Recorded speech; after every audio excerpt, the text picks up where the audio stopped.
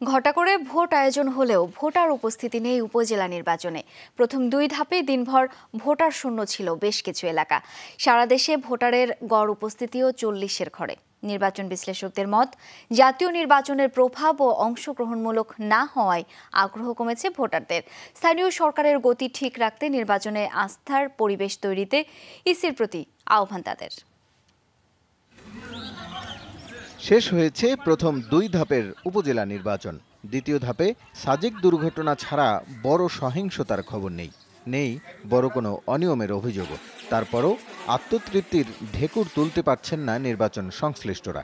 খুব একটা ভোটার উপস্থিতি ছিল না কোনো ধাপেই।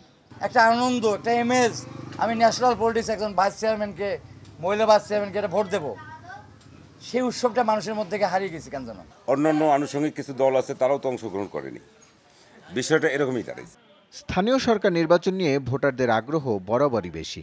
সবশেষ 2014 সালেও ব্যালটে মতামত জানাতে এসেছেন 62% মানুষ। নির্বাচন বিশ্লেষকদের মত, ভোটের লড়াইয়ে কেবল এক পক্ষের উপস্থিতি আগ্রহ কমিয়েছে ভোটারদের। 3000-এর ভিতরে প্রথম কয়েক ঘন্টায় মাত্র দেখেছি আমি 67টা ভোট পড়েছে। তো এর কারণটা হচ্ছে যে লোকেরা মনে করছে যে ওই 67 ভোটেই তো পাস, আমাদের তো যাওয়ার কোনো দরকার নেই, অযথা কেন এই ঝামেলার ভেতরে যাব। হেঁটে যাওয়া, কাজ ফেলে যাওয়া, সব কিছুর ভেতরে তো একটা উৎসাহ থাকতে হবে। সাবেক নির্বাচন কমিশনারের মতে, বিভিন্ন সময়ে জনমত উপেক্ষার নজিরে আশাহত বেশিরভাগ মানুষ। নির্বাচন বিশ্লেষকদের শঙ্কা, এমন অবস্থা চলতে থাকলে হুমকিতে পড়বে গণতান্ত্রিক ব্যবস্থা। এইভাবে ইনস্টিটিউশন ক্ষতিগ্রস্ত হচ্ছে, ওনারা ইন্ডিভিজুয়ালি ক্ষতিগ্রস্ত হচ্ছেন, কারণ মানুষ তাদের উপরে বিশ্বাস রাখতে পারছেন। That's a fact.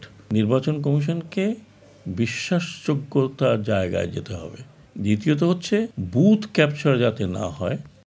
আর তাই গণতান্ত্রিক ব্যবস্থা টিকিয়ে রাখার স্বার্থেই ভোটের আস্থার পরিবেশ ফিরিয়ে আনার তাগিদ দেন তারা। রাসেল আহমেদ, যমুনা নিউজ।